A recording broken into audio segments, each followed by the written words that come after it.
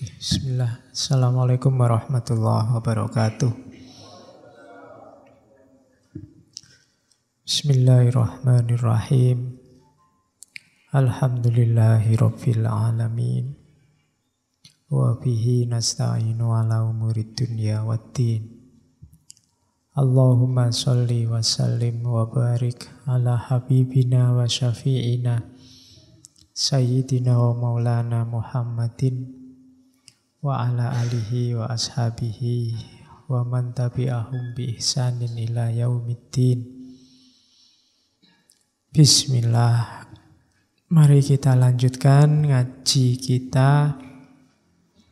Malam hari ini masih melanjutkan sesi tentang filsafat moral, atau kalau dalam bahasa Islam ya filsafat akhlak. Malam ini kita ketemu beliau Ibnu Miskaweh. Harusnya Ibnu Miskaweh ini masuk dulu gerombolannya, tidak enak ya. Masuk dalam grup para filosof peripatetik. Karena beliau ini hidupnya di era-era itu. Ibnu Miskaweh ini hidupnya di era Abbasiyah, Bani Buwaihi.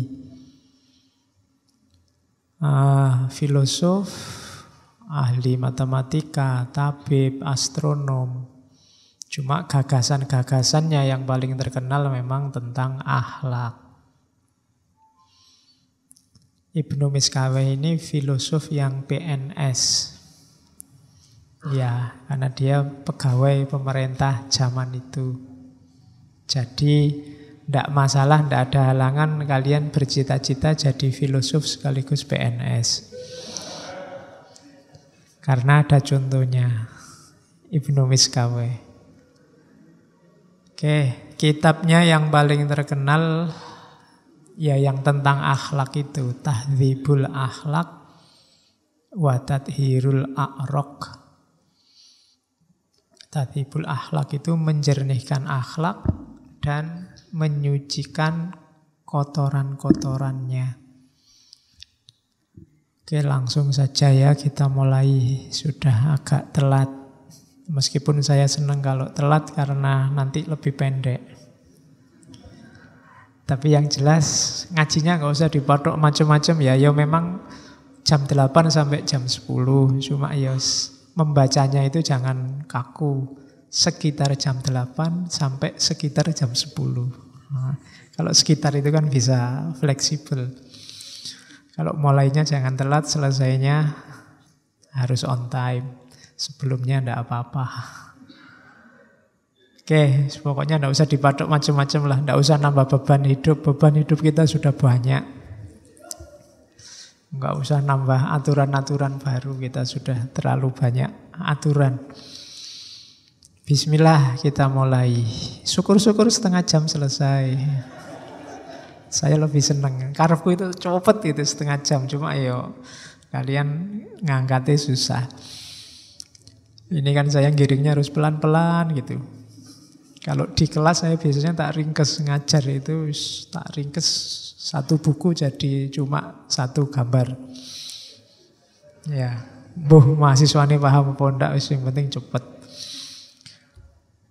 Oke, bismillah. Sebelum masuk ke akhlak, ya nanti yang banyak berpengaruh terhadap pikirannya Ibnu Miskaweh ini pikirannya Al-Kindi. Gagasan-gagasannya beberapa mirip Al-Kindi, termasuk tentang Tuhan, emanasi mirip Farabi, Ibnu Sina dan kawan-kawan, dan termasuk tentang kenabian. Kalau tentang Tuhan sama, hampir persis kayak Al-Kindi, cuma ada kalimat yang bagus yang mungkin mengucapkannya harus hati-hati. Menurut Ibnu Miskaweh, Tuhan itu jelas sekaligus tidak jelas. Itu kalau kalian di luar ngomong kayak gini bisa viral. Jadi Tuhan itu jelas sekaligus tidak jelas. Keberadaan Tuhan itu pasti jelas. dengan segala hakikatnya. Cuma Tuhan jadi tidak jelas ketika ditangkap oleh akal pikiran kita yang terbatas. Karena kita tidak sempurna dan terbatas, maka gagasan-gagasan kita tentang Tuhan juga tidak sempurna dan terbatas. Jadi jelas dari sisi Tuhannya pasti dia wajibul wujud ada. Cuma dari perspektif kita yang manusia dia tidak jelas. Makanya kalau hanya mengandalkan pikiran, ya nanti kita menyembah konsep-konsep pandangan kita sendiri tentang Tuhan. Maka beriman saja, percaya saja pada Dia yang tidak terjangkau oleh akal kita. Terus yang kedua, gagasan tentang emanasi. Emanasi ini biasanya untuk mengcounter, kalau bahasa filsafat namanya creatio ex nihilo. Creatio ex nihilo itu menciptakan dari tidak ada apa-apa. Kayak tukang sulap itu tiba-tiba ting ada. Itu bagi beberapa filosof itu tidak masuk akal. Jadi ya sulap itu kan karena kita ketipu aja, hasilnya ya ada, sudah disiapkan. Sesuatu itu ada, pasti ada asalnya. Kan itu tidak mungkin ada sesuatu ada, tidak asalnya apa-apa. Jadi misalnya kita ngomong, lupa itu tadi tidak ada apa-apa, tiba-tiba ada. Akal susah menerima. Pasti ada asalnya. Nah, cuma seandainya alam ini ada bahannya, ya bahan itu akan ada rentetannya lagi. Dari bahan apa lagi, dari bahan apa lagi, dan seterusnya. Bahan segala bahan ya nanti Allah. Berarti sebenarnya apa? Kalau ada cetak, misalnya kalau analoginya jajan misalnya, jajan itu alam semesta ini jajan. Bahannya ya Allah sendiri, karena sebelum ada apapun kan ada Allah. Maka materi, kalau bisa disebut materi, hal pertama yang jadi sumbernya apapun nanti, itu pasti juga dari Allah. Jadi dirinya sendiri Allah. Makanya oleh para filosof emanasi disebut melimpah dari dirinya Allah. Kenapa? Karena bahannya Allah sendiri, dalam tanda petik ya. Ini kalimat-kalimat sensitif. Jadi bahannya alam semesta Allah sendiri. Kalau Aristoteles kan pakai logika, ada sesuatu pasti ada sebabnya. Sebab ini ada sebabnya lagi, sebabnya lagi, sebabnya lagi. Ya ujungnya tetap Allah. Berarti apa? Bahan paling awal ya Allah. Nah, logika paling gampang memahami emanasi seperti itu. Nanti dari limpahan dirinya Allah melimpah lagi sampai ke level paling kasar namanya materi. Jadi tubuh kita ini yang sekarang bisa dilihat ini, itu sebenarnya mungkin level terakhir, level materi. Di balik ini masih banyak rahasia-rahasia. Makanya kita disuruh membaca ke dalam oleh para filosof, juga oleh para sufi. Terus yang ketiga, kenabian. Kenabian ini ya jelas yang dimaksud Nabi Muhammad. Cuma manusia ideal, manusia yang punya kualifikasi utama selain Nabi itu filosof. Kalau Nabi keutamaan dirinya dikasih oleh Allah. Kalau filosof dia berusaha sendiri. Jadi filosof itu orang yang mengakses hakikat, mengakses rahasia realitas, berusaha sendiri. Sementara kalau Nabi itu dikasih, dianugerahi oleh Allah. Filosof yang sejati dan Nabi itu levelnya sejajar, katanya Ibnu Miskaweh. Masing-masing ada dalam keutamaan ilmu. Makanya para sufi itu yang menggali pengetahuan sampai puncak, dia di puncaknya disebut mencapai makrifat. Memahami hakikat kenyataan. memahami hakikatnya realitas. Jadi itu gagasan-gagasan utamanya Ibnu Miskaweh nanti di beberapa kitabnya. Cuma karena banyak terpengaruh filosof sebelumnya, 3 ini belum terlalu menonjol. Nanti yang menonjol bagian akhlaknya. Nah, ini definisi akhlak yang sangat terkenal. Teman-teman yang belajar di madrasah pasti pernah dengar definisi ini. Meskipun biasanya di buku-buku akhlak itu ditulis tok definisinya. Tidak dijelaskan detail. Malam ini kita coba lihat detailnya. Jadi al-kholku, al-khuluku, karena akal katanya akhlak kan dari kata-kata khuluk. Khuluk itu sama satu akar kata sama kholak. Kalau pakai istilahnya Ghazali dulu, bedanya kholak sama khuluk. Kalau kholak itu ijbari. Kalau khuluk ikhtiari. Kalau kholak itu sudah dikasih paten oleh Allah. Sudah dipaket oleh Allah. Kita tidak bisa apa-apa. Itu kholak. Kita lahir di Jogja. Kita rambutnya lurus apa keriting. Kulitnya hitam apa putih. Itu sudah paketan. Tidak perlu malu.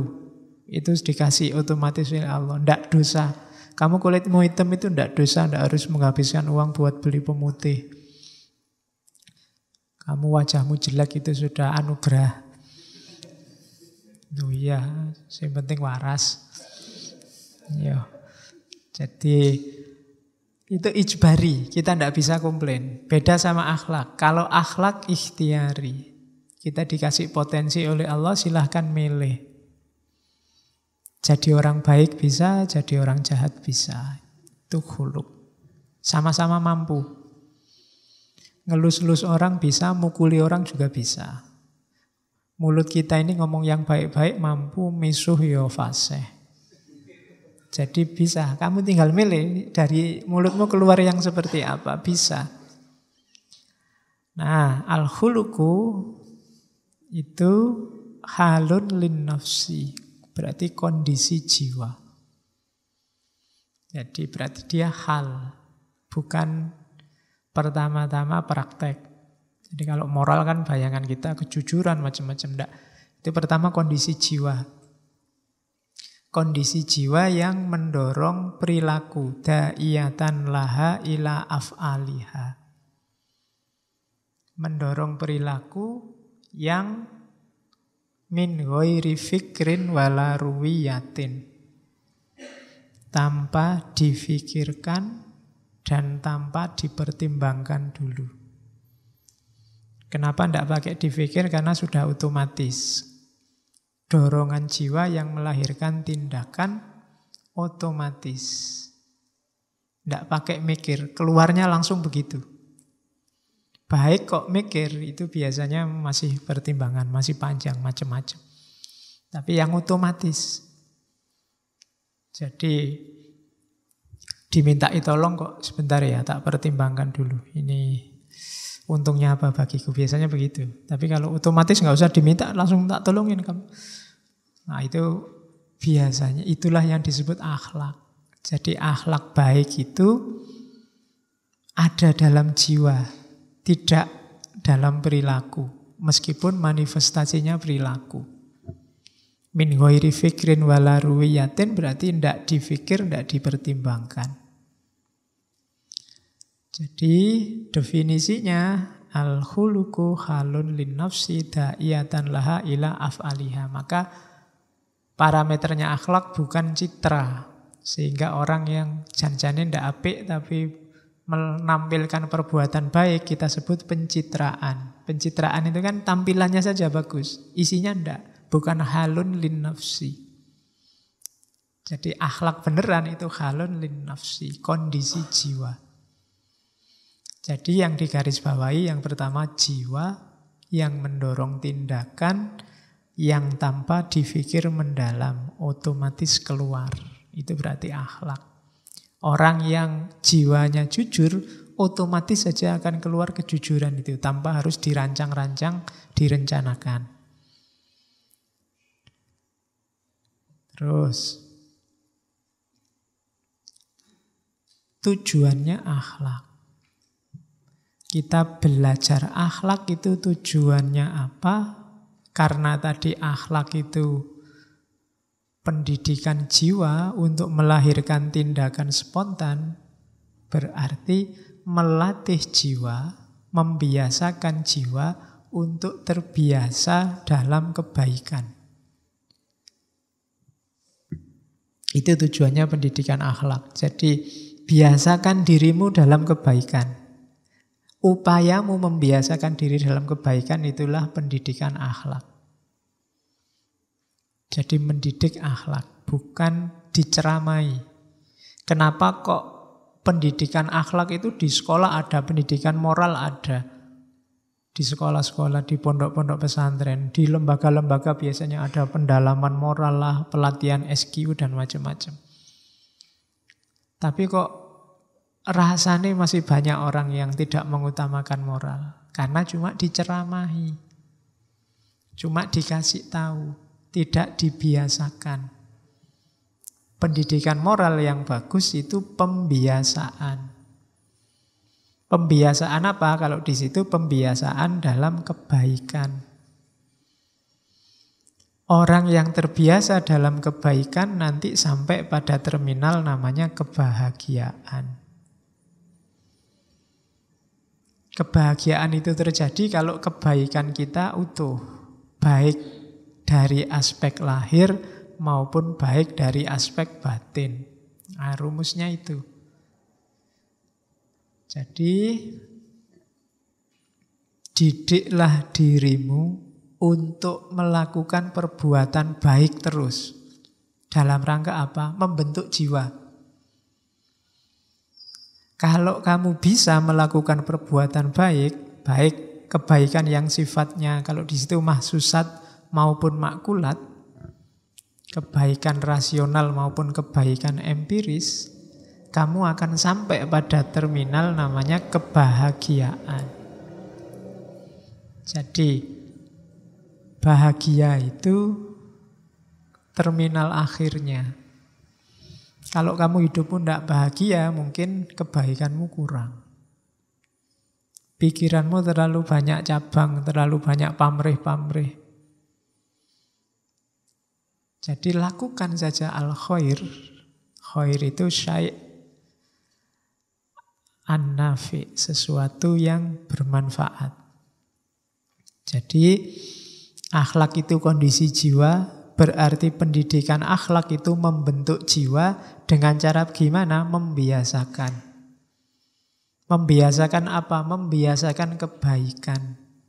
Kalau sudah kita terbiasa melakukan kebaikan, dia akan keluar dengan sendirinya. Disitulah lahir namanya sa'adah, kebahagiaan. Sa'adah, bahasa Arab ya, bukan bahasa Jawa. Nanti sa'adah, rongadah, telungadah.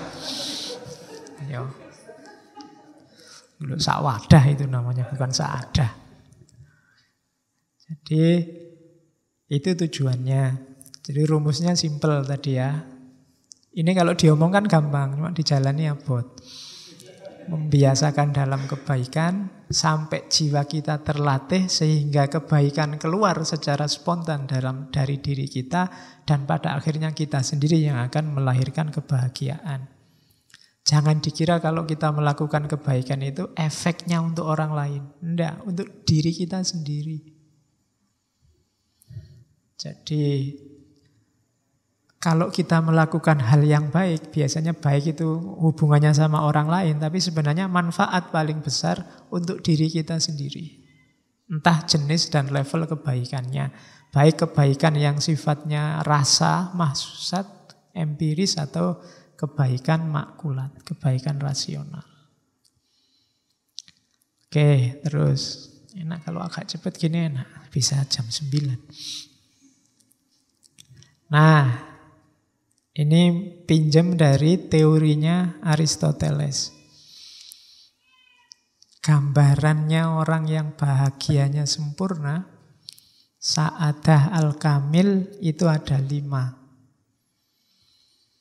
Yang pertama sehat fisiknya. Itu pasti ya, nomor satu kesehatan. Makanya ngajinya nggak dipaksa, nggak diforsir. Ya wis capek, ya wis. Kalian juga gitu. Kalau kalian enak, kalian iso ngeleset-ngeleset. Kalau saya apa boleh di sini sambil berbaring? Ngantuk sejak pagi. Oke, belum ganti baju lagi dari kantor. Jadi yang pertama kesehatan fisik dijaga. Itu amanahnya Allah. Tubuhmu juga amanahnya Allah. Kalau ngaji ini kan amanah dari Allah dan dari takmir. Jadi tidak masalah. Kalau amanahnya Allah itu nomor satu, tubuhmu jadi nomor satukan. Kalau sudah capek ya sudah. Yang kedua itu sumbernya bahagia, jangan salah. 4 yang bawah itu sukses tapi nomor satu enggak juga enggak. Banyak orang hartanya banyak tapi sakit-sakitan juga sumpek. Terhormat tapi sakit-sakitan ya sumpek. Jadi yang pertama sehat fisik, yang kedua mal, kepemilikan harta, yang ketiga kehormatan. Cuma kehormatan itu di kalangan orang terhormat. Kehormatan di kalangan yang tidak terhormat itu bukan kehormatan. Saya itu terkenal loh Pak di kalangan gendo-gendo itu misalnya ya. Itu bukan kehormatan. Kehormatan itu ya di tengah orang-orang yang terhormat. Kamu dihormati itu berarti kehormatan yang beneran. Jadi yang ketiga reputasi. Yang keempat sukses dalam berbagai bidang kehidupan. Ya, hidup itu kan dimensinya banyak. Kuliah itu kan bidang kehidupanmu, ya sukses itu bahagia. Kalau kuliah nggak sukses-sukses, mesti ya sumpek. Saya sudah berbuat baik banyak Pak, tapi kok nggak bahagia. Kenapa? Kuliah saya loh Pak, nggak lulus-lulus. Skripsi saya nggak jadi-jadi. Itu halangan juga. Kemudian yang kelima, pikirannya lurus, keyakinannya sehat. Bermasalah dalam keyakinan juga problem. Itu sa'adah al-kamil. Terus, sebab-sebab perbedaan akhlak. Kenapa orang itu akhlaknya bisa beda-beda? Katanya Ibnu Miskaweh ada 4. Yang pertama alamiah, wataknya orang memang ada yang gawan bayinya memang begitu. Itu ada, cuma kalau di Ibnu Miskaweh watak itu bukan sesuatu yang harga mati, masih bisa diubah dengan cara pembiasaan tadi. Tapi watak jadi sumber ketidakbahagiaan atau kebahagiaan dan dia juga sebab perbedaan akhlak. Jadi yang pertama watak. Ya kalian di antara yang harus kalian baca, kalau filsafat itu kan mengenali diri. Pertama-tama pahami watakmu. Watak itu ya orientasinya jiwa, kecenderungannya jiwa. Suka ndak sama A, sama B, sama C, yang disukai apa, yang tidak disukai apa, itu watak. Kok ketemunya jelek-jelek, ya cepet-cepet diperbaharui wataknya.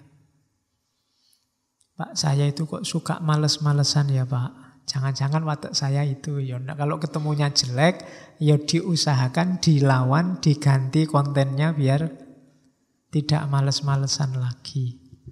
Saya itu kok cenderung santai apa-apa itu Pak, semuanya jadi keteteran. Ya berarti perbaiki, jangan nyerah. Oh mungkin watak saya sudah itu Pak, ya enggak. Sekarang watakmu sekarang ya. Bisa diusahakan, besok tidak watakmu lagi. Jadi sebab perbedaan yang pertama watak. Yang kedua ada tradisi, kebiasaan. Setiap daerah, setiap tempat itu punya kebiasaan yang beda-beda.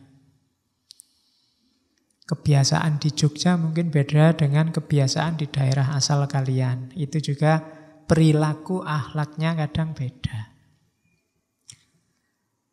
Yang ketiga ilmunya. Ilmu juga menentukan perbedaan akhlak. Yang keempat, kesungguhan. Kesungguhan itu mau atau tidak kita serius. Ada yang ilmunya sudah dalam, sudah ngaji filsafat sejak sesi pertama sampai hari ini, malam hari ini. Cuma ya wis ngaji ya lewat ngaji aja, ndak ada manfaat praksisnya. Nah, itu tingkat kesungguhan. Padahal ada yang baru datang 2 malam Rebu ini sudah keluar wis koyo filosof gayane. Dan ada yang kayak gitu. Nah, itu ya mungkin begitu ngaji 2 minggu ini belum wajar serius terus wis ilmunya jeru langsung tiba-tiba dalam. Nah, itu tingkat kesungguhan menentukan. Jadi watak kita ini modal-modal kita, kebiasaan kita, ilmu kita, kesungguhan, 4-4-nya bisa diubah. Bukan sesuatu yang harga mati kayak NKRI. Jadi dia sesuatu yang bisa, kalau memang kontennya jelek, sungguh-sungguh kok isinya jelek ya jangan.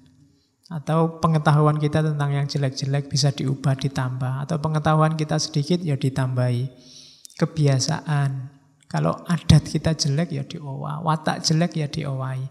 Jadi 4 hal itu modal kita untuk menjalankan perilaku akhlak, sekaligus dari situlah setiap orang level akhlaknya beda-beda. Karena beda dalam menggeluti 4 hal itu. Terus. Tadi kan halun lin nafsi. Sekarang ayo belajar membaca nafas kita. Jiwa kita. Perhatikan dalam diri kita ada 3 aspek. Jasad, hayat, dan ruh. Jasad itu yang fisik, hayat itu yang mental, yang biasanya malah kita sebut rohani. Roh ini yang sumbernya dari Allah. Kalau jasad unsurnya materi. Kalau hayat unsurnya rohani. Tapi jadi dimensi mentalnya jasad. Kalau roh ini unsur rohani yang sumbernya dari Tuhan. Yang kalau kepakai kalimatnya Allah, wa nafakha fihi min ruhi. Jadi kalau dibikin lapisan, yang paling luar ini jasad, di dalamnya sedikit ada unsur gerak, ambisi, nafsu, emosi. Itu namanya unsur hayat. Layar kedua, layar paling dalam namanya ruh. Ruh inilah yang sumbernya dari Allah. Yang jasad ini ijbari tadi, dari Allah juga. Yang ruh juga dari Allah. Yang dalam kekuasaan kita itu hayat, mental. Itu kita yang apa ini. Jadi hayat kita ini menghadap ke jasad apa menghadap ke ruh? Orientasinya materi apa orientasinya ketuhanan? Itu nanti menentukan akhlak kita. Jadi hidup kita ini berarti isinya ada jasadnya, ada hayatnya, ada ruhnya. Karakter kemanusiaan kita kuncinya ada di hayat, ada di rohani. Semoga dia ngadepnya ke roh, ke kesejatian, ke Allah, bukan ke jasad. Kalau dia ngadepnya ke jasad, ya urusannya materi. Biasanya orangnya ya mikirnya duniawi saja, melupakan hakikinya. Padahal kita jadi manusia itu karena unsur rohani tadi. Kalau hewan dia punyanya jasad sama hayat. Jadi dimensi materi sama dimensi rohaninya. Hewan kan juga punya emosi, punya gerak, punya maksud, keinginan, dan lain sebagainya. Karena memang dia tidak dituntut apa-apa. Kita yang dituntut untuk menghadap ke yang sejati. Menghadap ke roh. Oke. Nah, karena itu nanti daya jiwa oleh Ibnu Miskaweh dibagi 3. Ada nafas syahwatiyah, bahimiyah, nanti ada hutbiyah, ada natikoh. Kita pelajari satu-satu dulu. Nafas bahimiyah, jiwa, kalau diartikan letterlock itu jiwa kebinatangan. Itu jasad ini loh. Dia hancur bersama hancurnya jasad, karena memang levelnya di jasad. Alatnya namanya liver, hati. Kalau bahasa Arabnya kabid. Di level nafas bahimiyah inilah kita bisa memberlakukan al-aqlus salim fil jismi salim. Dalam badan yang sehat ada jiwa yang sehat. Itu jadi bukan jiwa yang level rohani. Tapi jiwa yang level, bukan level ruh, tapi jiwa yang level kedua tadi. Jadi makanya, lupa itu ada orang jiwanya tidak sehat, badannya sehat. Maling itu badannya sehat, kalau lari cepat. Itu kan al-aqlus salim fil jismi salim. Iya, di level hayat. Jadi bukan rohani yang level roh tadi. Jadi berlakunya di level ini. Nafas bahimiyah atau syahwatiyah. Ini harus dikendalikan. Bukan dimatikan ya, dikendalikan. Ya kenikmatan jasadiah. Makan, minum, tumbuh, berkembang biak, dan lain sebagainya. Jenis-jenis itu. Nafsu seksual itu jenis-jenis itu. Nafas syahwatiyah. Porosnya ada di, katanya Ibnu Miskawe, di kabid. Kabid itu hati. Belum kolab. Terus ada daya jiwa level kedua. Daya jiwa level kedua itu nafas sabuiyah atau nafas ghotbiyah. Ini tadi nafas yang dasarnya jasad saja dan dia hancur bersama jasad. Kalau ini nafas yang melampaui level hayat, melampaui yang jasadi. Alatnya ada di kolab, namanya jantung. Dari nafas ghotbiyah inilah muncul al-idrokat ajasmaniyah dan al-idrokat ar-ruhaniyah. Di sini ada imajinasi, ada berpikir, ada tafakur, ada ta'akul, ada panca indera. Cuma levelnya masih pengetahuan fisik. Jadi nafas sabuiyah inilah nanti yang bisa menghadap ke roh, namanya roh alamiah, roh tabiiyah, dan roh syaitaniah, bisa menghadap ke setan. Dia ini kalau nggak dijaga bisa yang mendorong kita melakukan perbuatan-perbuatan jahat. Kalau tadi kan hubungannya dengan pertumbuhan kita, kenikmatan jasadi, analoginya biasanya sama tumbuhan yang bahimiyah tadi. Sementara yang sabuiyah ini kayak hewan buas.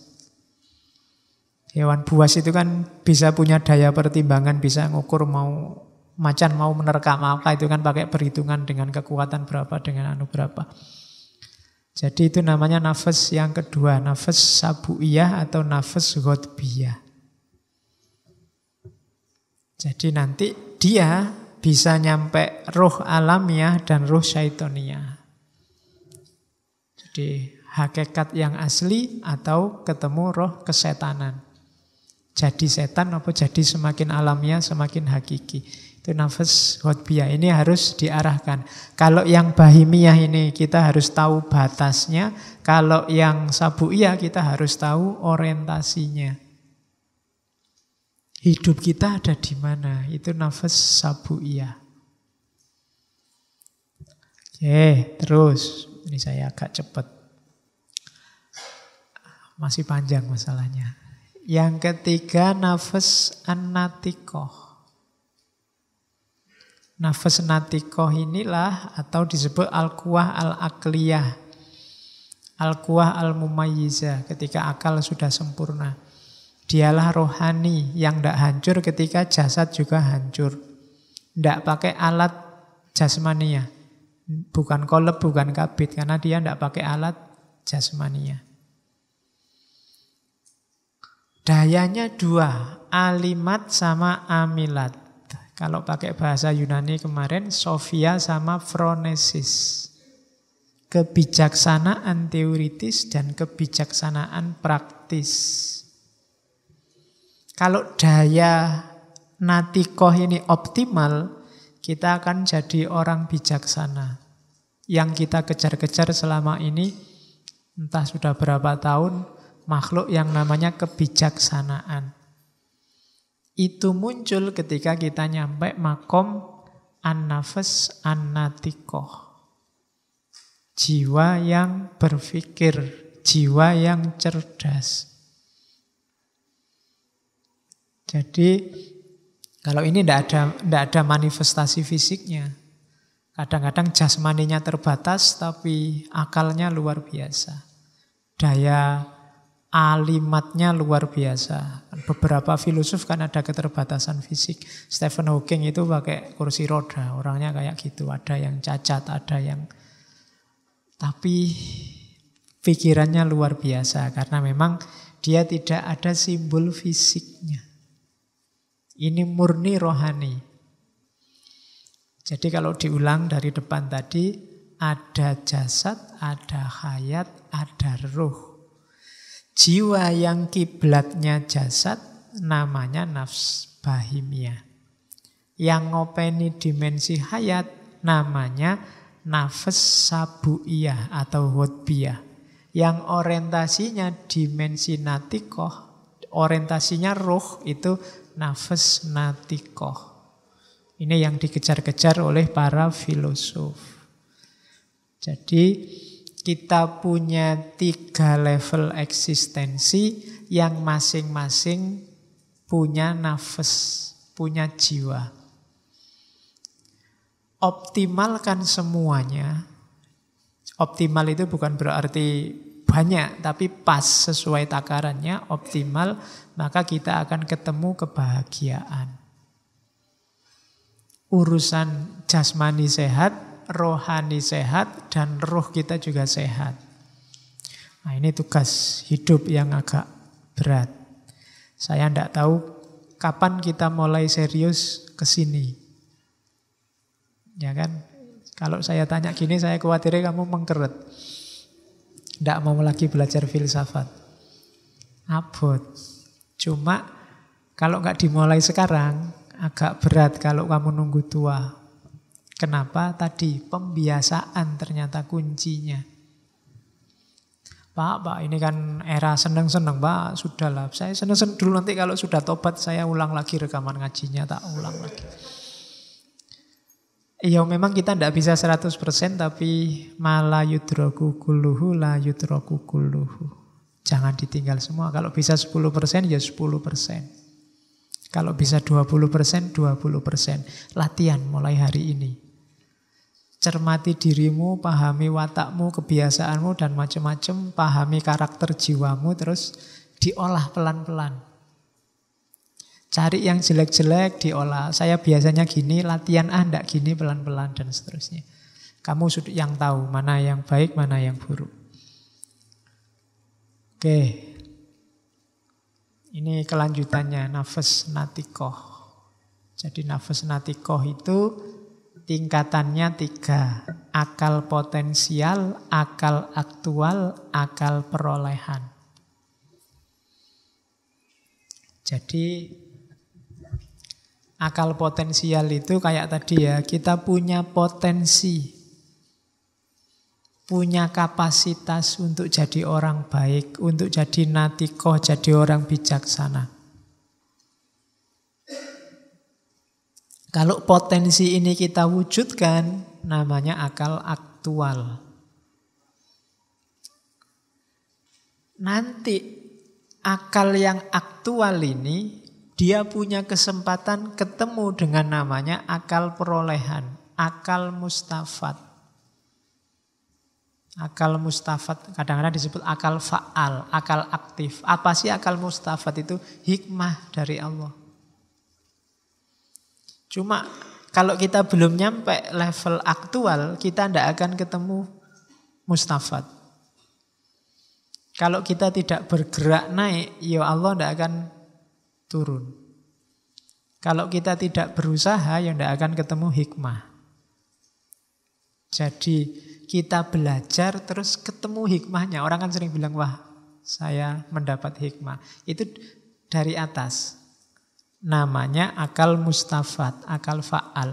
Beda sama Nabi. Kalau Nabi dia langsung ditemukan dengan akal mustafat. Kalau kita harus berusaha dulu. Makanya Nabi kan ada proses-proses instannya. Dibersihkan jiwanya, dibersihkan lahir batinnya terus. Itu memang ada misi yang harus dibawa. Tapi kita yang manusia biasa harus bergerak dari potensi ke aktualita. Kita punya potensi kebaikan, ayo diwujudkan ke yang baik. Kalau kita ada di level yang baik, nanti kita akan ada kesempatan ketemu akal mustafat. Nah, akal mustafat itu akal fa'al. Jadi cara hidupnya nanti begitu. Kita atur biar kita bisa mengaktualkan potensi baik kita. Jangan khawatir, nggak usah, Pak, apa ya bisa Pak, saya jadi orang baik, bisa. Pasti bisa. Kalau kita sudah berusaha, di samping kita bahagia, kita akan ketemu akal perolehan. Namanya akal mustafat. Dan ya nanti ada level-levelnya. Perhatikan ya gerak jiwamu. Oh, itu kan yang terakhir itu, akal natikoh itu. Akal natikoh itu mencahayai ke bawah atau bergerak ke atas. Menuju Tuhan apa menuju materi? Menjauh dari Tuhan. Kalau menuju Tuhan, alamat kita menuju kekekalan jiwa. Kalau menjauh dari Tuhan, kita menuju kebinasaan. Ini diajarkan di banyak tokoh sufi. Jiwa kita harus madep ke atas, jangan madep ke bawah. Gerakan kita harus gerak menuju Tuhan. Apapun gerak kita harus menuju Tuhan. Selangkah, saya sering bilang, selangkah mendekat ke Tuhan. Termasuk ngaji malam hari ini. Termasuk mungkin kamu kuliah. Termasuk kamu mungkin, tidak tahu kalau pacaran apa bisa kamu. Pak, saya dengan pacaran itu Pak, saya selangkah lebih dekat. Sama. Yo pacaran yang Islami dong. Pacaran sambil ngaji, lirik-lirikan aja cukup. Ya. Oke, enggak pakai tembak-tembakan, wis pokoknya dilirik dok wis cukup. Oke, ya. Enggak apa-apa. Kalau jodoh kan enggak akan kemana-kemana, di masjid aja. Nah iya, kalau enggak jodoh nanti bisa. Oke, jadi daya jiwa ya diperhatikan, nanti kita latihan ngopeni diri kita sendiri mulai sekarang. Kalau enggak mulai sekarang kapan lagi? Saya juga berusaha sidik-sidik pelan-pelan. Ya belum sukses pasti ini yo. Kan saya selalu bilang ngaji itu usikum wa nafsi. Jadi aku yo nasihati awakku dhewe. Bukan berarti saya ngomong gini wis pinter apik terus kamu rebutan cium tangan. Enggak, saya juga berusaha. Yo aku yo sinau terus ngerti, oh iya berarti selama ini aku kurang banyak. Dan besok saya ditagihnya double karena saya juga yang ngomong. Kamu nasihatin orang apa yo? Ngelakoni dhewe kan gitu. Saya iso kena dalil yang kaburo maktan itu. Makanya kudune ya hati-hati. Makanya tak wanci-wanci. Enggak, ini saya juga levelnya masih belajar. Ada 1-2 teman yang anggap saya dianggap kaya mursyid. Dari YouTube biasanya. Enggak, saya levelnya ya masih murid. Waduh masih belum ada apa-apanya. Ayo sinau bareng aja. Oke. Terus. Nah, kalau dalam urutan hidupnya manusia, daya ini tidak sekaligus ada, memang pelan-pelan. Biasanya yang muncul duluan yang bahimiah tadi, karakter kehewanan sebenarnya, kematerian. Bayi itu kan urusannya ya dengan pertumbuhannya, makan, minum, nyari seneng, nyari enak. Jadi itu level-level awal yang pertama kali tampil. Terus baru level kedua, level karakter kebinatangan. Karakter untuk bergerak, menginginkan sesuatu, mempertahankan diri, ingin meraih sesuatu. Ada senengnya, ada sedihnya, ada ambisiusnya, ada patah hatinya. Itu level kedua. Baru level ketiga muncul natiko. Ini kalau akalnya sudah sempurna. Agama menyebutnya sudah mumayyiz. Jadi munculnya step by step. Tidak langsung begitu bayi langsung pinter, bijaksana, jadi filosof. Ya pelan-pelan. Harusnya di usia-usia kita sudah mulai menapak anatiko lebih dalam. Kalau level kita kok masih sibuk di karakter kematerian, kita masih tidak ada bedanya sama bayi. Yo, ayo introspeksi. Kira-kira mental kita ini mental level bayi apa level ABG? Kalau ABG kan level kayak kebinatangan itu kan sedang hangat-hangatnya. Nah, nyari seneng saja itu biasanya level kedua. Nyari enak saja itu biasanya level pertama. Jadi hidup kita biasanya mana yang dominan? Yang pertama, yang kedua, apa yang ketiga? Cirinya kita sudah nyampe natikoh, katanya Ibnu Miskaweh, sudah punya rasa malu enggak kita? Kalau sudah punya rasa malu, disitulah dimulai pendidikan akhlak. Duwe isin. Kok sampai tua orang duwe isin, berarti belum balik. Ya, yo jangan dimarahi, berarti kan tokoh-tokoh kita kok korupsi besar-besaran, enggak punya malu ya dia. Oh kasihan dia belum balik berarti. Karena kalau dia sudah balik, sudah punya rasa malu. Semakin orang besar harusnya dia rasa malunya semakin besar. Bukan kemaluannya loh ya, rasa malunya. Jadi semakin besar. Semakin orang duwe izin berarti dia semakin belum dewasa.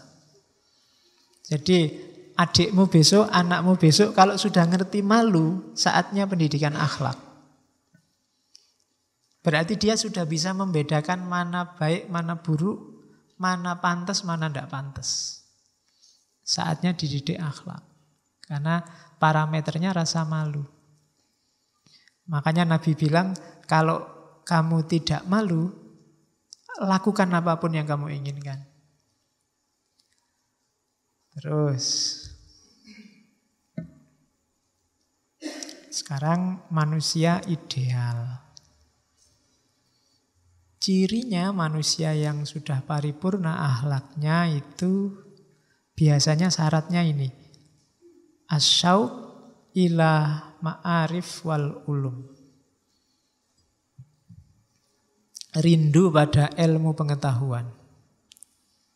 Kalian punya potensi jadi manusia ideal menurut Ibnu Miskaweh kalau punya kerinduan pada ilmu. Berarti jiwamu haus untuk penyempurnaan. Tapi kalau sama ilmu berat, latihanlah cinta sama ilmu. Bukan kok terus ditinggal. Oh berarti belajar bukan bakat saya Pak. Enggak. Saya enggak bakat Pak belajar itu. Harus dibiasakan untuk suka belajar. Karena dari situ nanti kita bisa mencapai manusia ideal yang kondisi jiwanya optimal tadi. Nah, suksesnya kamu di dunia ilmu itu kalau pengetahuannya sudah nyampe level kuliah. Makanya kamu kalau di kampus kan kuliah namanya. Itu harusnya sampai level kamu menyempurnakan pengetahuanmu. Jadi level kuliah itu kamu punya wawasanmu lengkap tentang hal-hal yang umum dan general. Sehingga untuk hal-hal kecil kamu bisa langsung memutuskan. Karena yang umum besar-besar kamu sudah tahu. Itu namanya kuliah. Ada problem apapun akan selesai. Karena pengetahuanmu levelnya kuliah. Tidak juz'iyat. Tapi saya sudah kuliah bertahun-tahun kok pengetahuan saya masih terpotong-potong Pak, belum kuliah. Ya berarti belajarnya gak nyampe. Belajar terus sampai ke level kuliah. Ya kuliah statusnya aja. Atau kalau malu jangan disebut kuliah, juz'iyah. Ya, berangkat kemana pagi-pagi mau juz'iyah? Belajar sepotong-sepotong ilmu karena ilmu kita nggak nyampe. Ya, kulliyat itu universalitas, hal-hal universal. Makanya orang makrifat itu orang yang terbuka tentang hakikat universal alam semesta. Oh, ternyata hidup itu rahasianya cuma ini toh. Jangan diartikan orang makrifat ngerti hal detail paling kecil hidupmu, enggak. Dia ngerti hal-hal kulliyat. Kalau sudah ngerti yang kulliyat, yang juz'iyat itu masuk dalam skema kulliyat. Sehingga kamu memahaminya lebih gampang. Lebih cepat. Karena kamu sudah tahu hakikat rahasianya. Itu makanya pengetahuan disuruh nyampe level kulliyat. Untuk sampai ke kulliyat syaratnya 2. Tafakkur sama tadabbur. Jadi tafakkur itu bersatu dengan akal, tadabbur itu bersatu dengan alam. Tafakkur itu membaca mikrokosmos dirimu sendiri, tadabbur itu membaca makrokosmos, alam semesta. Ya di situ pakai terjemahan kontemplasi. Jadi 2 hal, pahami dirimu dan pahami alam semesta di sekelilingmu. Dari situ kita akan nyampe pada kulliyat. Orang yang nyampe kulliyat inilah yang punya status namanya aliman taman. Orang pinter yang sempurna, yang utuh. Pinter sejati, bukan pinter sepotong-sepotong. Inilah manusia ideal. Yo yang namanya ideal biasanya yo cuma jadi standar. Kita semua berusaha ke sana. Dan hanya sedikit yang benar-benar nyampe di sana. Tapi dia harus kita jadikan patokan, tujuan kita ke situ. Dan nanti Allah yang dinilai kan usaha kita, bukan hasilnya. Kalau kita berusaha ke sana, biasanya Allah datang untuk menyeret kita ke tujuan terminal terakhir. Jadi patokannya kesempurnaan jiwa ada di manusia ideal. Manusia ideal itu syaratnya adalah orang yang cinta ilmu. Cirinya cinta ilmu, dia punya pengetahuan kulliyat. Dari mana datangnya pengetahuan kulliyat? Tafakkur dan tadabbur. Oke, terus. Nah, kalau sudah jadi manusia ideal, bangunlah relasi dengan sesamamu, dengan lingkungan sekelilingmu. Cuma pakai relasi yang paling agung dalam hidup manusia, relasinya namanya relasi cinta. Cinta pun jangan tanggung-tanggung, jangan cuma cinta manusiawi nanggung, cinta ilahi. Cinta manusiawi itu juz'iyat, cinta ilahi yang kulliyat. Kalau dalam dirimu ada kualitas cinta ilahi, pasti kamu cinta semua di bawahnya. Tapi tidak kalau kamu memulainya dari cinta manusiawi. Kalau cinta manusiawi itu biasanya perlu usaha dulu untuk sampai cinta ilahi. Kalau kamu sudah nyampe makom cinta ilahi, yang di bawahmu pasti kamu cintai semua. Yang di bawah naungan ketuhanan. Makanya kalau kamu masih cinta dunia, masih cinta lawan jenis, masih cinta kesuksesan, ya masih juz'iyat cintanya. Itu ada kalimatnya Ibnu Miskaweh. Ada cinta yang dasarnya kenikmatan, cuma nyari seneng. Kesenangan sesaat. 1 jam 50.000.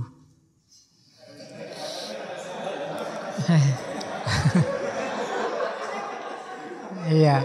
Loh aku diceritani begitu ada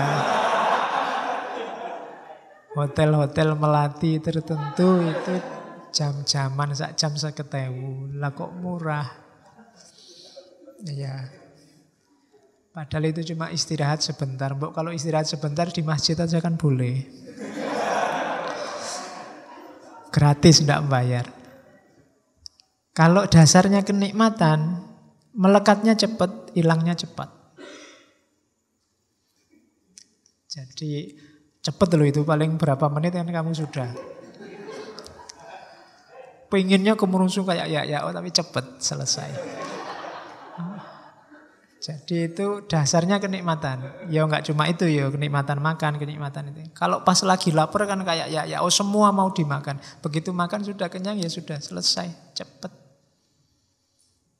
Jadi hati-hati kalau kamu punya pacar, dasarnya apa kamu cinta aku. Kalau nyari kenikmatan ya cepet itu nanti datangnya dan cepet perginya. Atau kebaikan, ndak aku suka kamu karena kebaikan. Nah itu melekatnya cepet dan hilangnya juga lama. Jadi dasarnya kebaikan. Karena kebaikan itu kan tadi khair, kualifikasi jiwa. Karena kamu baik, itu lama hilangnya. Tapi kalau kenikmatan, karena kamu cakep, itu kan hubungannya sama kenikmatan fisik. Itu biasanya lebih cepat hilang. Karena secakep-cakepnya orang pasti jelek pada akhirnya. Kamu kok cakep ya, aku naksir loh. Itu cepet hilang yang itu. Tapi kamu kok baik ya, tapi yang kayak gitu biasanya gombal.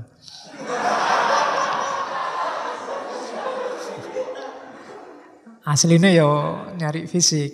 Tapi yang memang kebaikan, benar-benar karena kebaikan itu biasanya lebih tahan lama. Ada yang kemanfaatan. Kalau dasarnya kemanfaatan, melekatnya lama, hilangnya cepat. Kamu suka karena temanmu ini punya motor dan kamu bisa memanfaatkan pinjam motornya. Itu lama kamu bisa lekat sama dia. Kalau sudah lama-lama baru kamu tersentuh oleh temanmu itu. Tapi hilangnya cepat. Begitu motornya dijual ya sudah. Karena yang kamu ambil manfaat sudah hilang. Jadi kenapa kamu suka temanmu itu? Senang saya Pak. Kalau ujian bisa nyontek. Begitu temanmu gak asik-asik contekan ya sudah putus. Hilangnya cepat. Dan nyambungnya lama. Atau cinta yang dasarnya semua kebaikan. Nah itu berarti ya lekat sekali dan pudarnya lama. Cuma 4 hal ini levelnya cinta manusiawi, duniawi. Adalah yang merangkum semua cinta ilahi. Jadi bangunlah relasi di level cinta ilahi. Terus, ini teori mewarisi Aristoteles. Teori jalan tengah. Rumusnya kita semua sudah tahu, kebaikan itu ada di tengah-tengah, tidak di ekstrim. Jadi segala keutamaan, semua yang baik itu bahasa Arabnya iktidalat, seimbang atau al-wasat, pertengahan. Nah, tengah-tengahnya gimana? Katanya Ibnu Miskaweh tadi, bahimiyat tadi, nafsu yang paling jasad, tengah-tengahnya apa? Iffah, menjaga kesucian diri. Jaga diri. Orang yang kekurangan apa kelebihan dalam makan misalnya, kurang makan jelek, kebanyakan makan juga jelek. Maka tengah-tengahnya itu pas. Itu iffah, menjaga diri. Kurang makan membahayakan kesehatan, kebanyakan makan membahayakan kesehatan juga. Tetap harus menjaga diri, iffah. Itu untuk yang bahimiyat. Untuk yang ghotbiyat, syaja'ah. Berani itu tadi kan ghotbiyat itu kan rohani, hubungannya sama gerak, sama ambisi, sama keinginan. Itu syaja'ah. Syaja'ah itu tidak nekat, sembrono, juga tidak pengecut. Tidak introvert tapi juga tidak sangat ekstrovert. Tengah-tengah, syaja'ah. Berani itu siap gerak tapi penuh perhitungan. Itu tengah-tengahnya ghotbiyah. Silahkan rancang keinginanmu dengan berani. Tidak dengan ngawur, nekat atau tidak berani bikin planning. Tengah-tengahnya syaja'ah. Kemudian kalau natikoh, tengah-tengahnya hikmah, kebijaksanaan. Bijaksana itu kemampuanmu untuk meramu pengetahuan sehingga pas, cocok untuk diterapkan. Kadang-kadang kan pengetahuan itu kan saya bilang sifatnya kayak senjata. Kapan kamu pakai pisau, kapan kamu pakai pedang, kapan kamu pakai samurai, kapan kamu pakai pistol, harus pas. Musuhnya pakai apa, kamu pakai apa. Medannya seperti apa, kamu pakai apa. Kalau nggarap sawah ya pakai cangkul, jangan pakai keris. Garap sawah. Ini keris ampuh loh Pak. Iya, tapi untuk garap sawah ya pakainya cangkul. Kan gitu. Jadi itu kayak senjata. Maka bijaksana itu ngerti. Ya nggak mentang-mentang keris ampuh terus dipakai untuk macul di sawah. Untuk macul ya pakai cangkul. Kan begitu. Itu namanya bijaksana. Pengetahuan filsafat dari awal sampai akhir ini kan macam-macam itu isinya. Ya kapan pakai John Dewey, kapan pakai Immanuel Kant. Semuanya ada unsur-unsur yang pas untuk hidup kita. Kalau setiap kali kita ngaji kan kita mesti, iya ya hidup itu begitu. Iya ya hidup itu begitu. Karena apa? Ada bagian dari hidup kita yang cocok sama itu. Maka pakailah dengan dosis yang cocok juga. Kapan harus pakai Karl Marx, kapan harus pakai Nietzsche, kapan pakai Freud. Itu kan kita harus ngerti dosisnya. Begitu salah dosis, ya kacau hidup kita. Itu loh. Waktunya harus serius, eksisten kayak Nietzsche, kamu pakai yang pasif-pasif kayak sufi-sufi, ya berat. Waktunya berjuang, ya pakai senjata yang bisa untuk berjuang. Waktunya tidur pakai bantal. Jangan waktu tidur pakai cangkul. Tidak bisa, itulah kebijaksanaan. Jadi intinya filsafat belajar di situ sebenarnya. Nyawanya ada di situ. Oke, nanti gabungan dari tengah-tengahnya tiga tadi namanya adalah keadilan. Tengahnya tengah itu keadilan. Ya, nanti penjelasannya panjang di Ibnu Miskaweh. Tapi yang jelas hampir mirip dengan beberapa filosofi yang lain. Keadilan itu nyawanya moralitas. Itu dosis yang adil. Oke. Rumusnya ini kalau mau dipakai, pakai diagram. Jadi ifah tadi, kalau bahasa Arabnya ifah, antara dingin-dingin itu maksudnya kekurangan dan rakus, syarah. Humud dan syarah. Syaja'ah antara juben dan tahawur. Hikmah antara balagh itu dungu. Dungu itu tidak sama dengan bodoh. Dungu itu mungkin pengetahuannya banyak, tapi menggunakannya tidak pas. Itu dungu namanya. Kamu lah sudah ngerti toh kalau kayak gitu. Iya nih saya tidak tahu harus dipakai toh ternyata. Itu orang menyebutnya dungu. Balagh bahasa Arabnya. Atau lancang. Tidak ngerti nekat aja. Nah itu namanya sofah. Kalau adil ya lawannya zalim, aniaya. Baik menganiaya maupun dianiaya bagi Islam dua-duanya tercela. Maka jangan izinkan dirimu dianiaya dan jangan bolehkan engkau menganiaya, itu Islam. Kalau kamu sedang dianiaya, ya keluarlah dari konteks keteraniayaanmu. Kalau kamu sedang menganiaya, berhenti jangan menganiaya. Di level apapun. Karena fenomena keteraniayaan itu menunjukkan tauhid yang tidak hidup. Kenapa? Dalam fenomena penganiayaan ada yang ranking atas, ada ranking bawah. Yang atas menganiaya yang bawah. Dan ketika ada hierarki atas bawah, berarti ada yang di atas makhluk selain Allah. Itu berarti tauhidnya perlu dipertanyakan. Kita keluar dari jerat yang anti tauhid itu berarti kita keluar dari jerat kezaliman. Tengah-tengahnya adil. Nah, yang butuh dalil tak kasih dalil ben koyo ngaji tenanan. Ini dalilnya tengah-tengah, ya. Yo yang paling kita kenal kan wah khairul umuri, dulu ustaz saya kalau ngaji khairul umuri ausatuha, segala hal itu yang paling baik yang tengah-tengahnya kecuali donat, mesti gitu. Ya, kalau donat jangan dimakan tengahnya, tidak ada apa-apanya. Adanya pinggir. Oke, itu Al-Isra ya. Kita sering dengar ini. Wala taj'al yadaka mahlulatan ila unukika wala tabsudha kullal basti fatak uda malumam mahsura. Jangan jadikan tanganmu terbelenggu, jangan males-malesan. Atau jangan kikir. Wala tabsudha kullal basti juga jangan boros. Nanti kamu menyesal dan tercela. Oh, itu kan maksudnya tengah-tengah. Jangan kikir, jangan pelit. Ya, kebajikan ada di tengah-tengah. Mentang-mentang sodakoh itu bagus, terus sodakoh semua aja. Itu tabsudha kullal basti namanya. Ya janganlah, kamu nanti pulang naik apa, besok makan apa, buat nyaur utang apa, ya harus dipikir. Jangan mentang-mentang sodakoh bagus, sodakoh terus sak dompet-dompetnya disodakohkan. Ndak. Bala tabsudha kullal basti. Meskipun juga jangan kikir, jangan disembunyiin kalau pas ada tarian. Ya kan? Ndak ada uang besar semua gitu.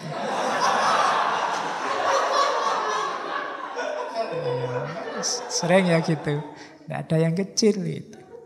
Ya besok kalau kalian jadi panitia minta sumbangan, bawalah uang kecil yang banyak. Ya. Kalau minta ke dosen, Pak, minta sumbangan, tidak ada yang kecil ya, saya ada kembaliannya, Pak. Jadi enak. Oke. Atau Al-Furqan, walladzina idza anfaqu lam yusrifu wa lam yakturu. Dan orang yang ketika menafkahi tidak berlebihan dan juga tidak pelit. Al-Furqan 67. Kalau Al-Furqan sebenarnya ada ayat bagus sebelum 67 itu yang wa ibadur rahmani alladzina yamshuna fil ardi haunan wa idza khatabal jahiluna qalu salama. Itu ayat untuk melawan orang-orang bodoh. Hari ini kan banyak orang tidak pinter ngomong semua di medsos. Dan itu diingatkan oleh Al-Quran. Kita yang pinter ya jangan kayak gitu juga. Jadi wa ibadur rahmani dan hamba Allah yang maha penyayang itu alladzina yamshuna fil ardi hauna. Kalau jalan di muka bumi dia tawadhu, menundukkan diri.